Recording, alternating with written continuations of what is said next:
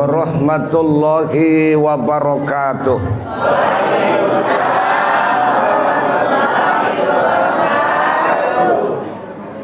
Alhamdulillahi rabbil alamin.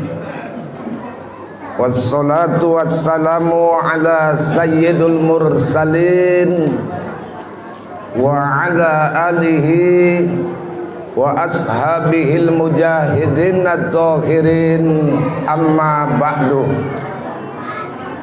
Yang sama kita hormati Bapak Kepala Dusun, Bapak Kenajiran Musola, para orang-orang tua kami yang ada di dusun kita ini,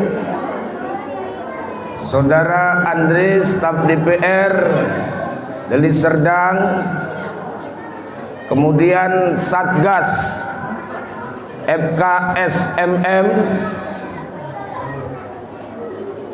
dan kepada para bapak, ibu, para adik-adik remaja, anak-anak ustadz, anak-anak yang berhadir di kesempatan siang pagi menjelang siang ini. Semoga kita yang hadir dimuliakan oleh Allah. Dan teristimewa tadi kepada grup Marhaban, karena dengan grup Marhaban yang dinyalakan di bulan Maulid ini, insya Allah Rasulullah hadir bersama kita. Puja syukur kehadirat Allah yang telah mencurahkan nikmat kepada kita semua. Salawat berangkaikan salam keharibaan junjungan alam Nabi kita Muhammad sallallahu alaihi wasallam. Hadirin, pagi ini kita memperingati maulidnya junjungan kita. Mana dasar kita memperingati maulid Nabi? Inilah yang ada dalam hadis Rasulullah, man azama maulidin kuntu safi'an lahu yaumal qiyamah. Barang siapa yang mengagungkan hari kelahiranku, maka insya Allah dia akan mendapatkan syafaat kelak di yaumil qiyamah. Jadi kita yang hadir pagi ini, insya Allah orang-orang yang akan mendapatkan pertolongan Rasulullah, dan insya Allah kita akan selamat dunia akhirat. Hadirin, di dunia ini banyak orang-orang besar. Ada orang yang besar disebabkan karena hartanya, tapi di saat dia jatuh bangkrut, hilang pula kebesarannya sampai di situ. Ada pula orang yang besar disebabkan karena jabatan. Karena jabatan dia jadi orang besar. Tapi ketika jatuh pangsion,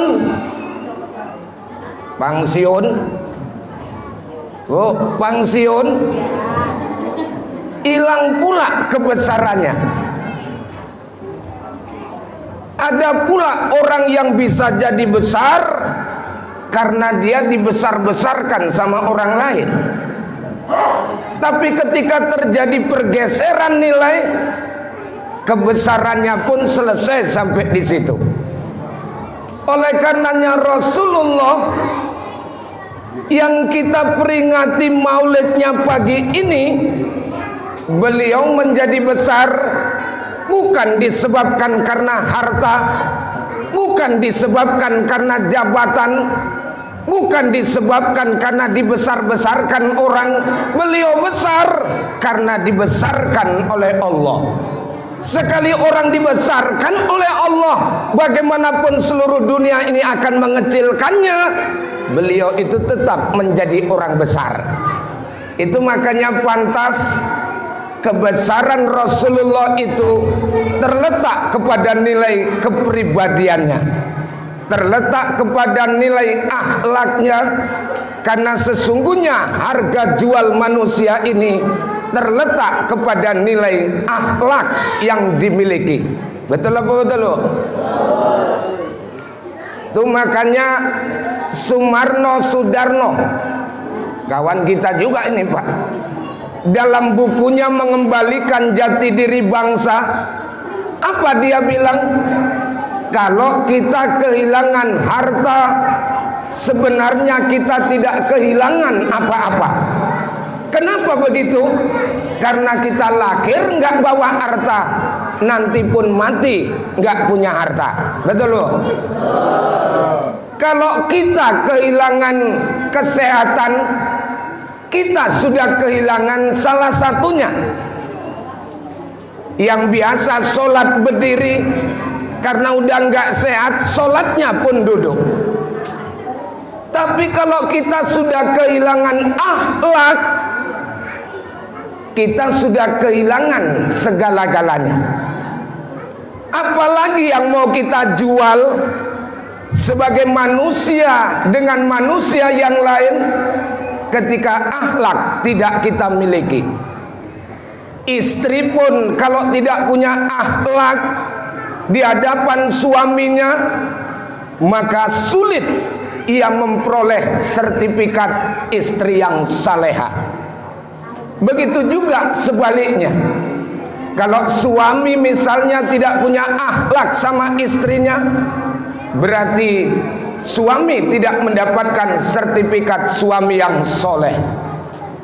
Tapi kalau istri yang berakhlakul karimah, istri yang tutur katanya lembut di depan suaminya, bahkan saking lembutnya sampai suaminya nggak kedengaran ngomongnya. Dan istri-istri yang penuh dengan kelembutan inilah yang disebut dengan istri yang salehah. Itu makanya jadi istri salehah ini Bu, harga jualnya itu dalam Islam tinggi. Kenapa begitu?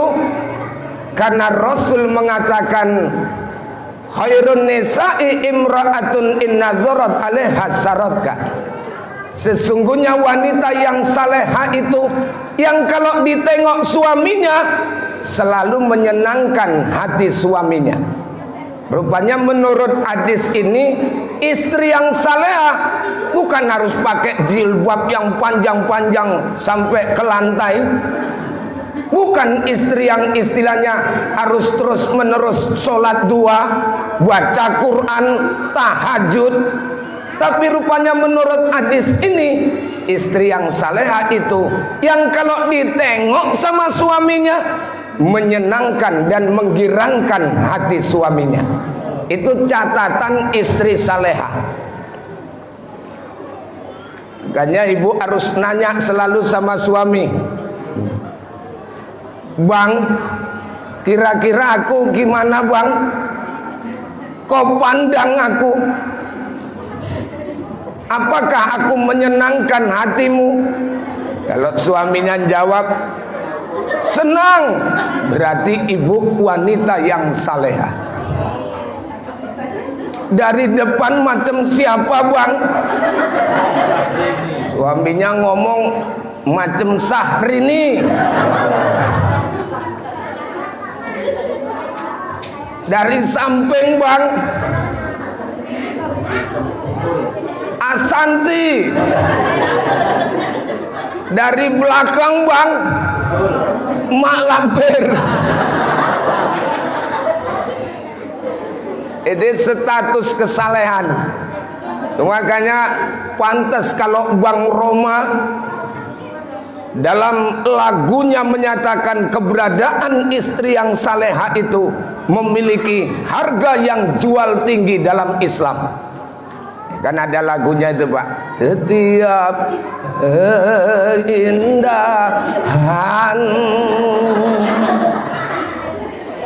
yang tampak oleh mata. Istri yang saleha, rapnya yang sedap. Hanya istri yang beriman bisa dijadikan teman dalam tiap kesusahan, lalu jadi hiburan. Inilah istri saleh ini selalu jadi hiburan. Suaminya pulang, kenapa sih bang kok lemes sekali? Datang suaminya bilang, rupanya dagangan kita tumpur dek. Istrinya langsung jawab, ya sabarlah bang, namanya dagang, kalau nggak untung ya rugi. Hari ini mungkin abang rugi, besok bisa jadi untung keberadaannya. Ngasih motivasi suami.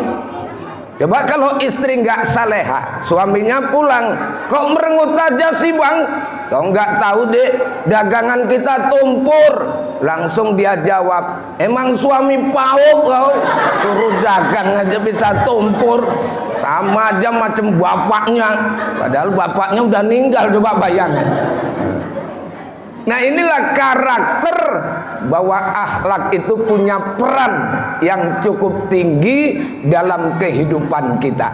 Makanya pantas kalau Rasul turun memperbaiki akhlak manusia.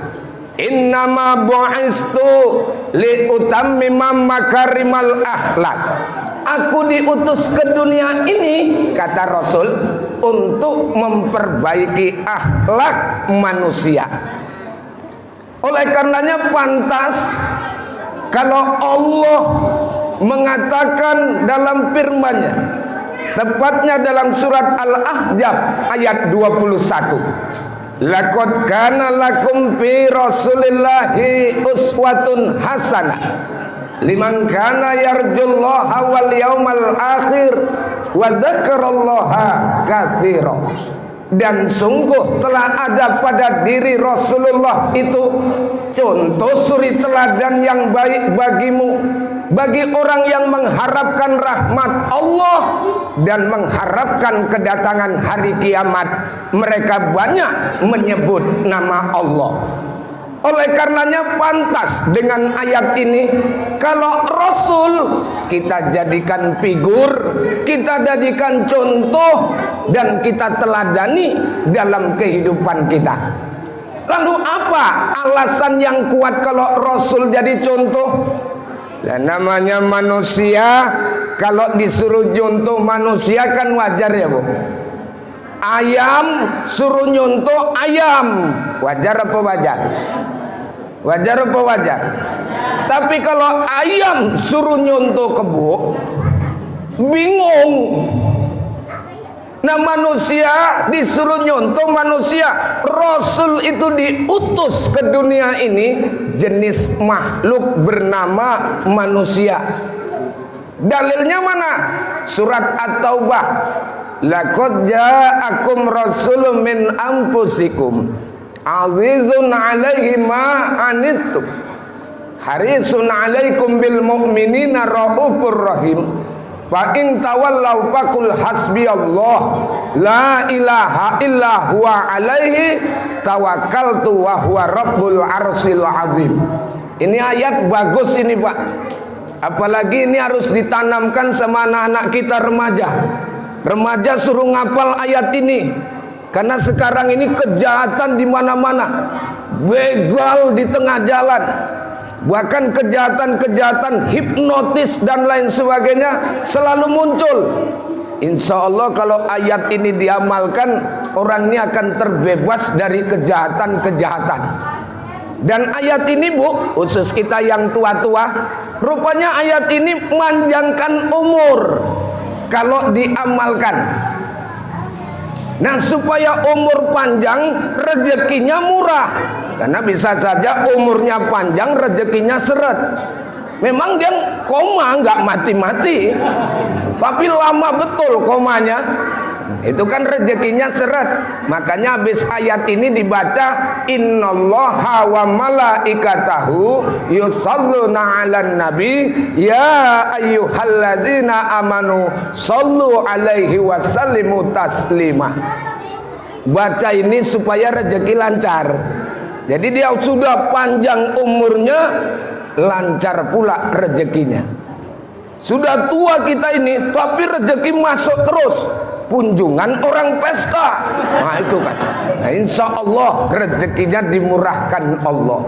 Jadi amalkan ini kalau bisa ba'da subuh 7 kali, ba'da maghrib 7 kali.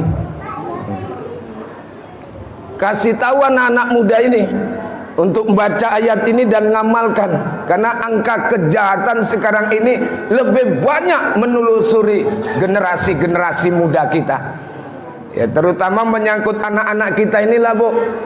Kadang-kadang supaya dia terhindar dari istilah pergaulan-pergaulan bebas dan lain sebagainya.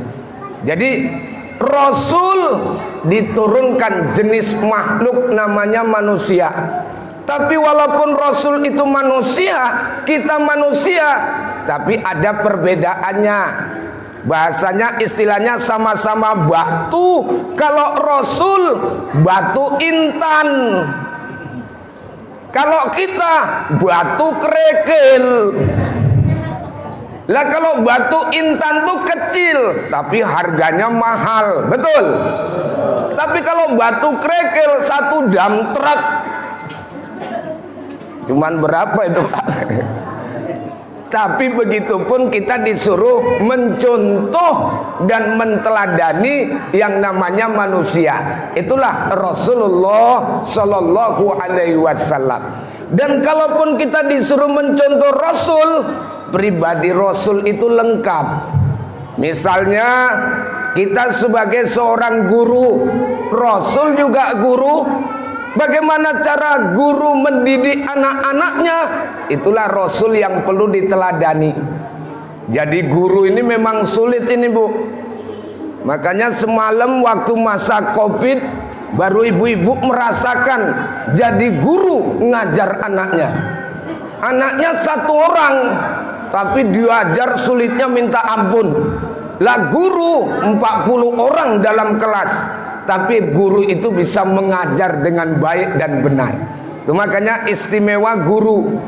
Nah, dan guru ini sangat istimewa. Kalau dia bapak-bapak biasa dipanggil Pak Guru. Kalau dia ibu-ibu dipanggil Bu Guru. Kalau dia masih muda biasa dipanggil Kang Guru. Nah inilah dia keberadaan. Keistimewaannya seperti itu.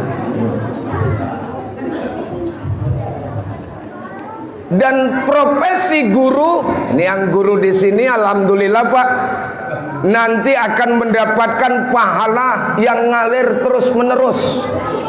Karena Rasul menyatakan idza mata banu Adam in qata'a amaluhu illa min salas.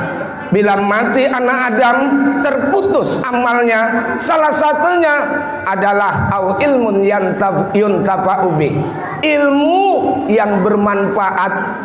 Orang yang sudah mengajar ilmu itu pahalanya kalau diamalkan sama yang diajarkan akan mengalir terus kepada kita yang mengajarkannya.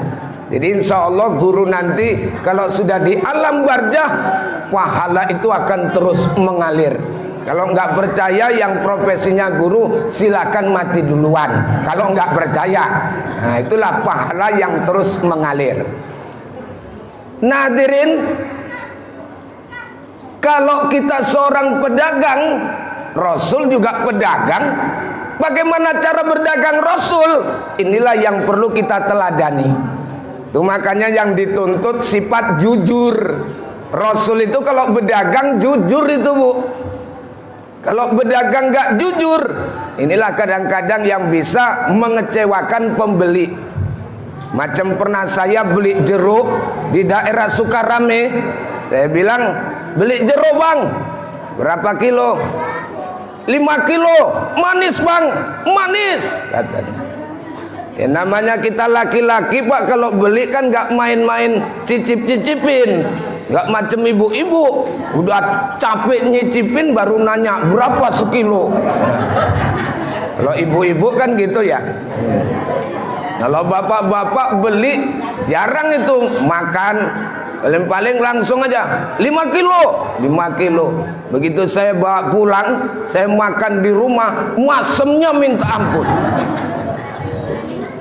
Besoknya saya datang ibu, saya bilang, "Bang, abang bohong ya, katanya jeruknya manis, nggak taunya masem." Malah dia nanya, "Berapa kilo bapak beli?" 5 kilo. Malah dia ngomong, "Lumayan bapak 5 kilo. Punyaku tuh 6 keranjang masem semua." Makanya dia lebih parah daripada kita. Nah, inilah bentuk dalam pengertian apa? Nggak jujur. Nah, jadi kita harus hidup ini jujur, transparansi, saling keterbukaan, akuntabel, bisa dipertanggungjawabkan dengan apa yang kita buat dan kita lakukan. Kalau kita menjadi seorang kepala rumah tangga, Rasul juga kepala rumah tangga. Jadi kepala rumah tangga ini siapa, Bu? Bu, istri atau bapak? Walaupun pada prakteknya istri yang selalu jadi kepala rumah tangga. Ada yang gitu gak? Ada yang begitu kan, Bu? Suaminya ada yang ketakutan sama biniknya. Nanti suaminya megang-megang jaket, dibilang sama istrinya, "Ayo, mau kemana?" "Enggak, cuma ngelap-ngelapin aja kok." Takut sama bini. Jadi nggak boleh dalam Islam ini, Pak, suami takut sama istri. Karena suami itu yang menjadi pimpinan dalam rumah tangga. Ar-rijalu qawwamuna 'alan nisa. Laki-laki menjadi pimpinan atas wanita. Jadi kalau begitu, laki-laki inilah yang nanti bakal dimintai pertanggungjawabannya terhadap kepemimpinan wanita. Makanya kalau begitu, wanita ini harus dibina, dididik. Tuh, makanya kalau laki-laki ini, Bu, cerita Nabi Adam langsung dibuat dari tanah. Kalau perempuan diciptakan kan dari tulang rusuknya Nabi Adam, nggak langsung dari tanah. Kalau laki-laki dari tanah langsung. Makanya yang hobi tanah laki-laki. Siapa yang menguasai tanah kebun? Laki-laki. Kenapa? Karena dia unsurnya tanah, langsung diciptakan dari tanah. Lah kalau kita perempuan diciptakan dari tulang rusuk, tulang sulbi. Tulang rusuk itu bengkok. Makanya perempuan banyak yang bengkok. Tugas kita lah laki-laki untuk meluruskan perempuan ini. Bengkoknya pun macam-macam. Ada yang bengkok besi, kalau diluruskan gampang. Dibilangin suami, "Dek, besok kau jangan begini-begini. Kalau bisa kau ikut wirid." "Iya bang," besok dilaksanakan. Itu bengkok besi namanya. Ada yang bengkok rotan. Bengkok rotan ini diluruskan bengkok lagi. Hari ini dikasih tahu, besok balik lagi seperti itu. Ini bengkok rotan namanya. Ada bengkok ubi. Bengkok ubi ini kalau diluruskan patah. Nah, inilah yang perempuan mulutnya kadang-kadang ngalahin laki-laki. Asal disuruh suaminya, "Dek, bikin teh manis, kenapa?" Dijawabnya, "Gula kakekmu itu nggak ada." Astagfirullahaladzim. Kalau model bini seperti ini, wah, ini sudah bengkok ubi namanya ini. Nggak bisa dipakai, cuma bisa dididik, ya Bu. Bisa dididik. Kenapa? Karena wanita ini, Bu, dalam Islam harganya tinggi. Kenapa tinggi? Makanya disebut dalam Islam itu wanita itu almar'atu imadul bilad, ija soluat soluat, wa ija pasadat pasadat. Wanita itu tiangnya negara. Bagus wanitanya, bagus negara. Rusak wanitanya, hancur negara. Kenapa wanita disebut tiang negara? Karena wanita ini dekat dengan anak-anaknya. Coba saya tanya, "Nak, lebih cinta mana? Mama atau bapak?" Nah, pasti mama jawabannya. Sekali lagi, nak lebih sayang mana? Mama atau bapak? Mama. Artinya anak dekat dengan ibu. Kalau bayi 24 jam dekat sama ibu. Kadang-kadang malam kencing pula anak. Suami yang terbangun ditengoknya kencing, bukannya digantiin celana, malah justru dia bangunkan suaminya, bangunkan istrinya. Dek, bangun dek. Kenapa? Anakmu dia bilang. Sampai istri berpikir berarti dia sudah melupakan kerjasama yang baik selamanya. Anakmu. Nah, saking dekatnya anak sama mama, maka karakter anak ini yang membina, yang membentuk itu adalah mamanya. Maka kalau begitu Bu, siapkan prosedur hal-hal keagamaan, pembinaan dalam rumah tangga yang bisa membentuk karakter dan kepribadian anak. Salah satunya apa? Lahir tolong diajankan. Itu penanaman iman. Yang ngajankan siapa Bu? Suami. Jangan ustadz. Ustadz nggak ikut-ikutan kok suruh ajan. Karena setiap anak yang lahir itu kondisinya dalam keadaan tergadai. Maka dipotongkan akekah, maka akan lepaslah dari gadaiannya. Itu makanya kalau dalam kitab Sabilal Muhtadin, anak yang diakekah dengan anak yang tidak diakekah beda. Kalau anak yang diakekah nanti orang tua meninggal dunia, dia berdoa, doanya cepat nyampenya.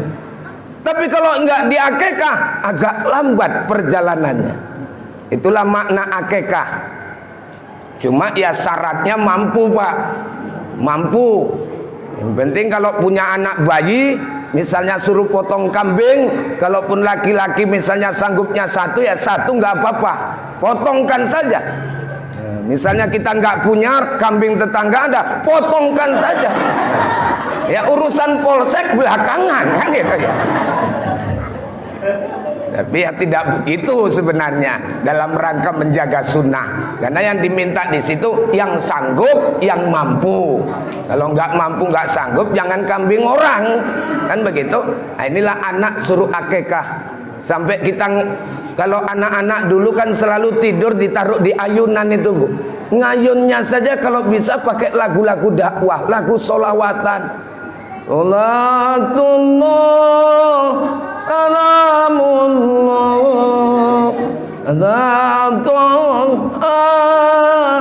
Rasulillah. Lagu-lagu dakwah. Kalaupun nggak bisa bahasa Arab, yang bahasa Indonesia nggak apa-apa. Ayun ayun Siti Aisyah mandi di kali, rambutnya basah. Tidak sembahyang, tidak puasa, di dalam kubur mendapat siksa. Ini kan lagu mendidik ini secara tidak langsung. Anak pun dengar, oh iya ya, kalau nggak sembahyang nggak puasa dapat siksa ya, lagu pendidikan. Kadang-kadang anak-anak ini sekarang kalau mau ditidurkan malah lagu-lagu dangdut. Karena ada lagu dulu Bu yang terkenal, mabuk lagi, dinyanyiin. Ngayun anak, mabuk lagi, judi lagi. Ya sudah jelas begitu besar pemabuk kelas kakak. Kenapa? Doa. Itu makanya dididik anak-anak ini dengan betul, dengan baik, terutama imannya. Imam Al-Ghazali pernah berpesan kepada kita, jadi di Sapinah Fa'inna Bahrul Amik, perbaiki kapalmu, betulkan sampanmu. Kenapa? Karena sesungguhnya lautan ini sangat dalam. Apa maksudnya? Jaga iman anak-anakmu. Karena hidup di atas dunia ini laksana badai gelombang di tengah lautan. Kalau sampan tidak kuat, kalau perahu tidak kuat, maka dia akan terhempas dengan badai gelombang dan akan tenggelam. Kalau begitu, anak-anak dijaga. Makanya kita bersyukur Bu, di musola kita ini sudah berdiri remaja musola.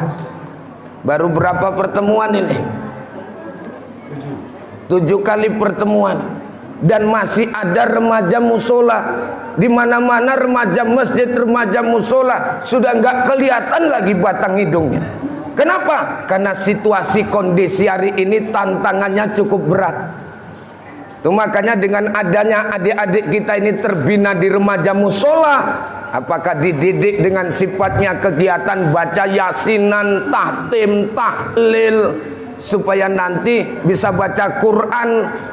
Orang tuanya mau meninggal, dia yang baca Quran di samping orangnya saat sekaratil maut. Karena pernah dalam satu kisah digambarkan, ada seorang tua yang akan meninggal dunia, lalu malaikat pencabut nyawa disuruh oleh Allah untuk mencabut nyawa dengan paksa dan keras. Balik dia ngadep Allah. Ya Allah, nggak sampai hati saya mencabut nyawa bapak itu dengan paksa dan keras. Kenapa? Anaknya di samping baca Quran ya Allah. Segen saya ya Allah. Itu rupanya istimewanya seperti itu Pak. Malaikat nggak ngomong, ya Allah, nggak sampai hati saya mencabut nyawa ibu itu dengan paksa dan keras. Kenapa? Anaknya di samping. Iya, kenapa? Anggota BRIMOB ya Allah, bukannya. Tapi yang baca Quran. Ini anak-anak di sini udah pandai baca Quran belum? Alhamdulillah. Udah Iqra. Iqra udah tamat. Udah. Alhamdulillah. Iqra ya, udah tamat. Iqra 1 sampai Iqra 6. Habis itu Quran. Ini makanya nih anak-anak jangan sampai nggak pandai ngaji. Ya. Malu nanti kita. Malu sama siapa Ustaz? Malu sama binatang kodok. Lah kodok aja kalau musim hujan pada ngaji tuh Bu. Ada yang khusus baca huruf ain. Ain. Ain. Ada yang khusus baca huruf O. Oh. Oh. Ada yang males ngaji. Bunyinya kata-kata.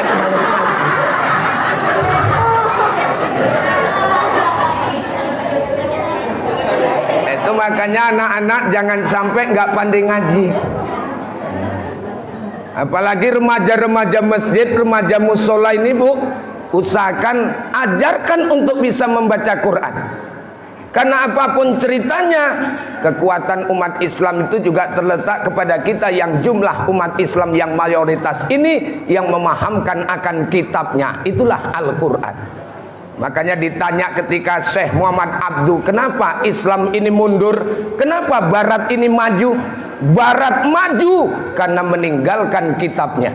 Umat Islam mundur karena meninggalkan kitabnya. Sama-sama meninggalkan kitab. Kalau Barat tuh maju meninggalkan kitab karena isi kitabnya itu ortodok, sifatnya doktrin, nggak bisa berkembang. Lah Al-Quran justru ketika ditinggalkan umatnya, Al-Quran ini mengandung bimbingan dalam hidup kita dari mulai lahir sampai mati, bahkan setelah kematian diadakan di Quran itu. Bagaimana kehidupan yang akan kita jalani. Nah itulah gambaran Rasulullah sebagai contoh dan suri teladan dalam kehidupan kita. Bu, oh Bu, Bu, Rasulullah ini manusia yang sangat agung. Pertama-tama yang diciptakan Allah sebelum adanya langit dan bumi, dan sebelum ada yang diciptakan di alam ini, sebenarnya adalah Nabi kita. Cuma waktu itu bentuknya masih istilah kita nur. Nur itu artinya cahaya, cuma disebut dengan istilah Nur Muhammad. Itu makanya malaikat Jibril pernah ditanya, malaikat Jibril, apaan ya Muhammad? Kau sama aku duluan mana ya? Kata malaikat Jibril, ya duluan aku. Kamu kan 12 Rabiul Awal, tahun gajah. Kata Nabi Muhammad bilang sama malaikat Jibril, waktu kamu diciptakan Allah, kau apa yang kau tengok di atas sana? Cahaya ya Muhammad. Rasul pun menjawab, itulah aku, kata Rasulullah. Jadi Rasul ini termasuk nurnya yang diciptakan Allah, yang pertama kali. Nah kalau begitu, keberadaan Rasulullah itu pantas disebut sebagai pemimpin daripada para nabi dan para rasul. Maka dianjurkan kepada kita, Rasulullah ini adalah untuk kita mencintainya. Kenapa begitu? Karena Rasul ini cinta sama kita ini, Bu.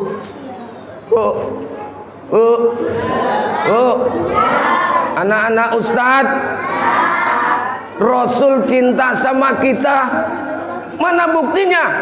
Lah Rasul sering berdoa, idzan ya rabbi la ardo wa wahidim min ummati pinar.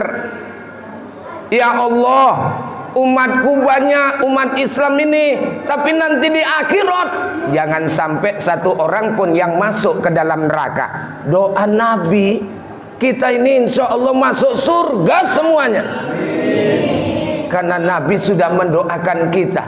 Lah kalau Nabi yang berdoa sudah pasti dikabulkan. Kalau doa kita kan belum tentu. Tapi walaupun tak dikabulkan, doa kita bisa jadi nanti di akhirat, Bu, baru dikabulkan. Sebenarnya setiap doa-doa kita ini, Pak, dikabulkan Allah. Cuma ada yang dikabulkan langsung, ada yang dikabulkan nunggu waktunya, ada yang di dunia ini nggak dikabulkan, tapi nanti di akhirat baru dikasih sama Allah.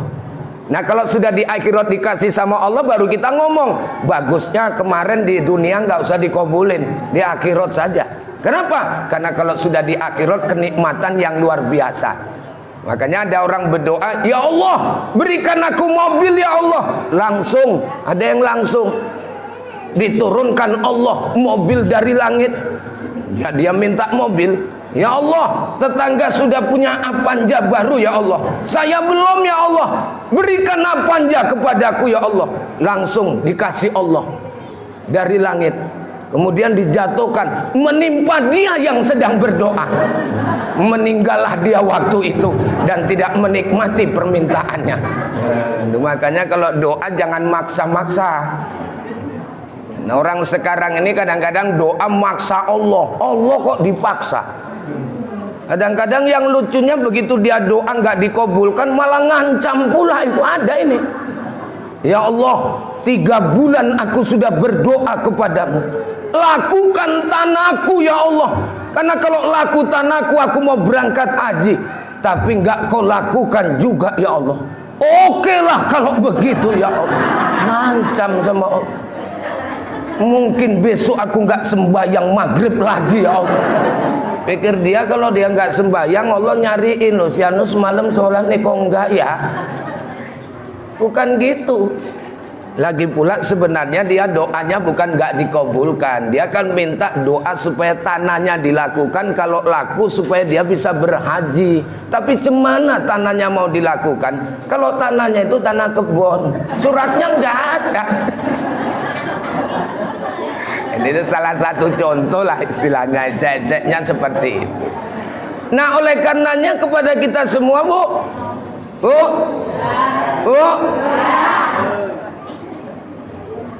minta sama Allah jangan maksa. Ya walaupun semuanya itu sudah ada ditentukan Allah. Ya Bu, orang 4 bulan kita di kandungan rahim ibu udah ditentukan langkah, rezeki, pertemuan, maut, udah ditentuin.